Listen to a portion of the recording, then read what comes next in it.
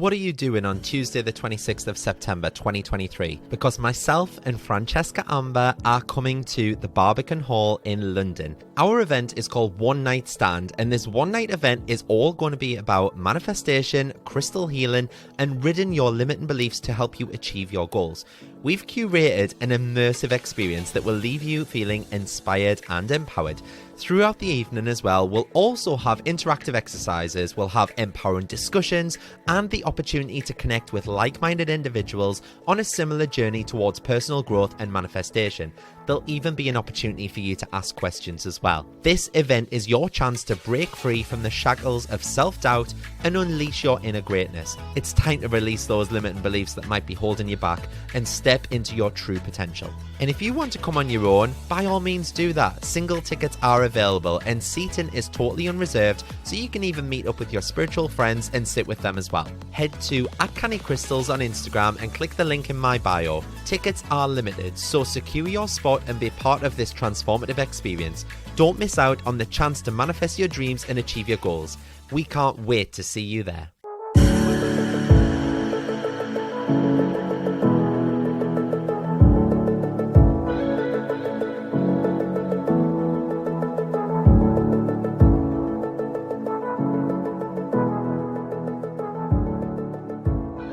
Hi everyone, and welcome to another episode of Canny Crystals, the podcast.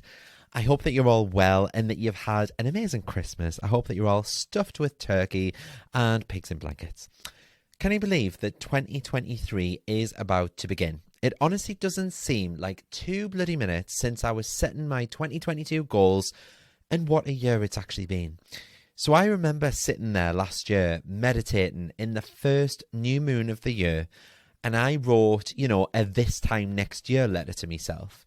And I said in that letter that by the start of 2023, I would have left the NHS, I'd be working full-time on my business, I would have an office space, I would be turning over £30,000 a month, I would have made a start on our adoption journey, I would have developed myself even further spiritually, I would have launched an e-learning platform, I would have retired my mum, and I would have my new Range Rover.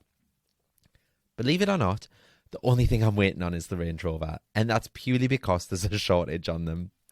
Go back a few episodes, you'll know all about it. So yeah, setting yourself goals and dreams for the next 12 months ahead is crucial, okay? But when you write them down, that's the absolute game changer. It's almost like you're setting them in stone by doing that, and you're putting them out into the universe saying, this is what you're going to achieve this year. Just try and stop me.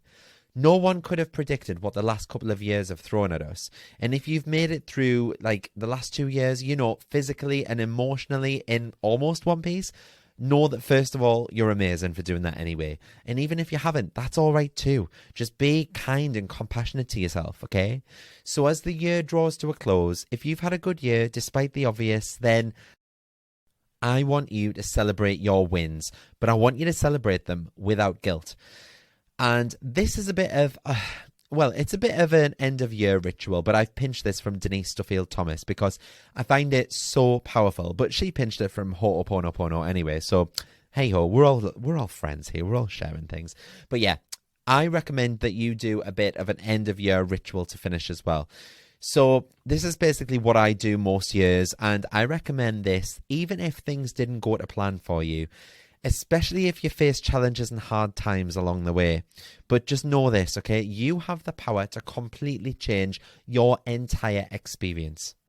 So you need to close out the year with this one really simple and powerful exercise.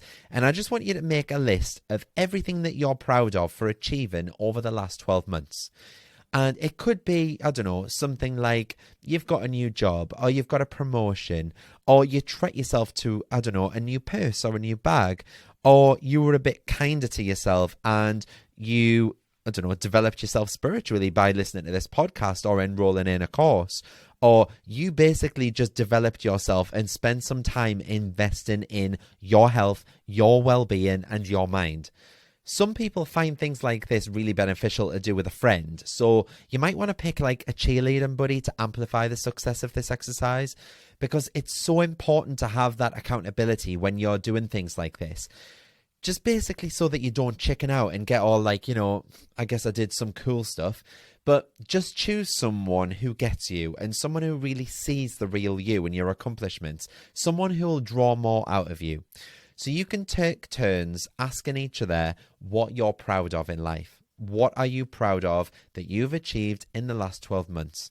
So you could use the sentence, I'm proud of ... and then list your accomplishments. You can say, I dealt with X, Y, and Z. I put boundaries in place around X, Y, Z. I hit my ... goals this year. You get what I'm saying? You could say I maintained a strong relationship with my family and kids. My partner and I went on some amazing dates. But make your list as long as you can. Each little thing put onto paper, because it all mounts up, and it might just be a little thing to you, but what's a little thing to you could be a massive thing to another person. So just list any achievements or successes that you want to acknowledge before this year is out. Don't be shy or modest, okay? That's the most important thing about this exercise. It's time to really shine a light on everything that you've done in the last 12 months. Now, most people will probably get stuck at about 5 things that you're proud of because, you know, if you're like me, you don't really like to brag, okay? You discount your accomplishments, or you've basically just forgotten because, like I say, you might think that they're a really small thing and they're not worth mentioning. And that's why asking yourself, what else, over and over again is so important. Keep on asking yourself and don't give up. So when you've wrote down your 5 things, think, what else? Write down the 6th thing. Then say to yourself, what else? Keep on asking yourself over and over again. When you acknowledge all your wins, whether they be big or small, that is great for manifesting more success. So when you do that exercise, you can attract even more good luck and more fine abundance into your life. You just need to work on a mix of business and personal, so long as you get maybe 30 to 50 good things wrote down of what's happened to you in this last 12 months. So if you're doing this exercise by yourself, imagine me saying to you, what else, every time you get stuck, because that might even help you there. Get everything you can wrote down. The next step, once you've done all of this, is to forgive any mistakes. So any missed opportunities or anything else that had basically sabotaged your progress this year. You can do forgiveness work on yourself, on your circumstances, and forgiveness work on anyone else that you feel has helped you or hindered you and your results this year. Now, you may have heard of me talking about this in past episodes, but the best way to do this forgiveness work is via something, like I mentioned earlier, called Ho'oponopono, okay? Just Google it. Just say to Siri or say to Alexa, Ho'oponopono. Because when I eventually launch the Manifest and Magic Academy, there's going to be a whole module on this because it is honestly so powerful. This one affirmation can really set you free more than anything else. And it's, I forgive you, okay? The forgiveness exercise will clear about 80 to 90% of your stuff guaranteed. And the beauty of this exercise is that you don't have to physically connect with that person. You don't have to call them. You don't have to meet up with them for a coffee and say, I forgive you. This exercise isn't for them. This is about releasing you. You can do this via meditation. You can do this, just lay there, visualizing that person in front of you. You might have heard of cord cutting, for example. And if you go on YouTube, I'm sure there's thousands of cord cutting exercises that you can do. You don't physically have to be face to face with that person that's hindered you.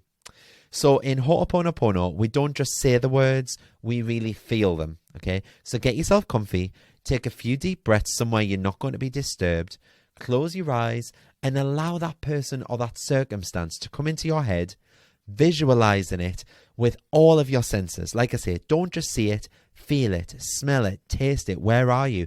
Listen to it, hear it, okay? And then you say, I'm sorry, I forgive you, I love you.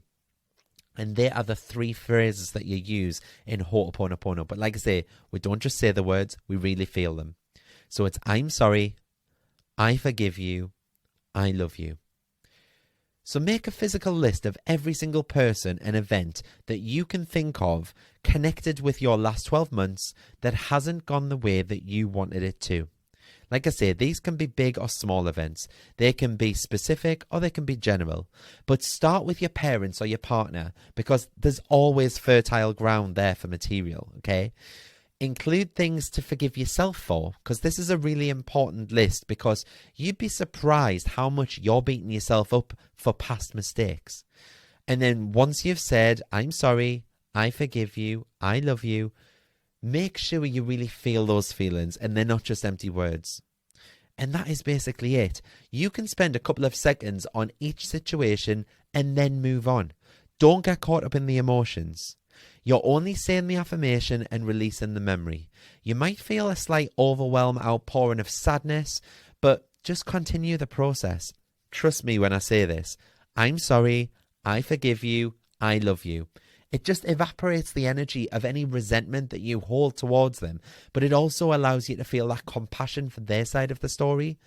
The I love you part at the end really helps to just balance the energy as well. It sends love to the situation and it releases you from being the victim. Allow emotions to bubble up and tears to flow, but keep going until you've exhausted the list and yourself. And then afterwards, go and get yourself a nice glass of water, drink a lot of water and rest. Give it a few days and then check in with yourself to see if there's any energetic charge remaining. And most of the time when I do this, you'll be surprised to find that you can't even recall certain stories. And if you do, there won't be any trace of embarrassment or anger. They are released, that you've cut the cord with that person, that situation. And then just watch what happens next, because things will start to shift in your real world. You'll feel happier and lighter. There's no end to forgiveness. And after all, you get the really traumatic events out of the way. And then it is so fun and so freeing. And you can live your life the way that you want to. And then once you've got the slate cleaned, it's ready to set yourself those goals. When it comes to setting goals, it's really common to get blocked or feel like you're not doing it right. You might wonder, should I set a big stretch goal? Should I only write down realistic things on that I know I can achieve? Or will I put out mixed messages to the universe if I change it too often? And for some people, picking out goals can feel really, really hard. And for many people, people are scared to commit to them in case they get it wrong and in case they don't achieve them. But goal setting is free. And just remember that. You can do this as many times as you like. You can change your goals. You can change the goalposts as many times as you want, whenever you want. It doesn't cost you anything to set a goal. Don't procrastinate with the belief that you've only got one shot at this. That's perfectionism getting in the way. And it's the single biggest block to becoming a good goal setter. So why do you even need goals? Can you just wing it? Of course you can. However, setting a goal will focus you. It'll help you make decisions in your life. So when you're weighing up ideas, for example, you can look at your goal to help you decide which direction will best serve your overall goals. And that can save you a lot of time and wasted effort as well. So basically, just so that you don't go off on those random directions. Should your goal feel like a massive stretch? Yeah, for some people, that's motivating. I personally like to set big goals and achieve them. But if that's going to freak you out, setting a more achievable goal for yourself will make more sense to you. The next thing to note is that there is no perfect way to set your goals. I wish I could tell you that there was one right way to set your goals. I'd like to make life a lot easier, and I think that would, but there's not. Okay, the big secret is that your intention and your clarity are the two most important things, and a goal can change over time. A goal that changes is better than no goal at all. Just remember that. So grab yourself a pen and paper, write down numbers 1 to 10 down the side, and then for every single number, write down a specific goal of what you want to achieve in the next 12 months. Some people prefer to break these down into 3 steps to each one. For example, one of my top goals this year is to become a dad. Okay, so the 3 steps I could take towards that would be to formally register for adoption, to attend the adoption classes, and the third could be to start buying nursery items, for example, for the kids' bedroom, yeah? Whatever your goals are, break each one of them down into 3 achievable chunks that will put you on the right path to achieving that specific goal. And that really is all I have to say on the matter. I've done a previous episode on how to achieve your goals and vision boards. If you want to go a bit more in depth and go back to that, go and check those out. But ultimately, the power is in your hands. You control what you achieve each year by the energy that you're willing to put in to make it work. So on that note, I'm going to wrap up this episode. It has been a shorter episode, like I mentioned, but I just want to wrap up this episode and just say a massive thank you from me personally to every single one of you that has supported this podcast from day one and all the way through 2022, now heading into 2023. It really does mean the world to us that each of you listen on a weekly basis and that you follow along with the exercises, you buy things from the website and so much more. I am eternally grateful for every single one of you, and I wish you all nothing but peace, prosperity, abundance, happiness, and joy. And I honestly hope that 2023 is your year. I hope it's the year that we all make history with achieving our goals, desires, and our dreams. So I hope that you all have an amazing New Year's Eve, whatever you get up to. Me personally, I'm heading down Newcastle Quayside to watch the fireworks. So if anyone's around, please come and say hi. And I will see you all in the new year, where we are all going to absolutely boss our goals and dreams for 2023. Have a wonderful new year, everyone. Thank you so much for listening once again, and I'll see you all next year. Oh, that's such a Karen thing to say, isn't it? Thanks for listening, guys. Bye.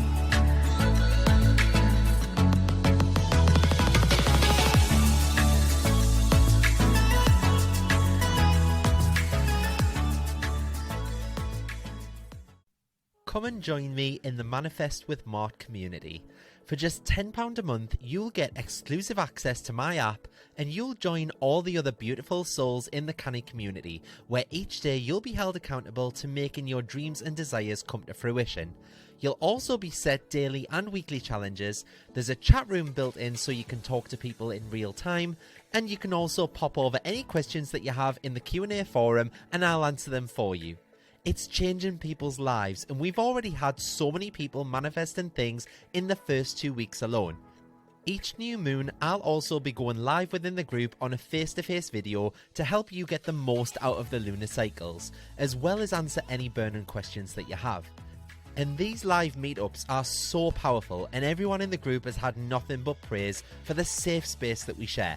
There are very limited spaces for this community, however, just to ensure that I can place my focus on you and nurture you into the ultimate manifester. So if you'd like a spot, please be quick and reserve your seat now. Head to cannycrystalsacademy.co.uk and choose the Manifest with Mart option, where you can get instant access, and what's more, you'll also get access to all of the past recordings and chats too. Join now and start living the life of your dreams.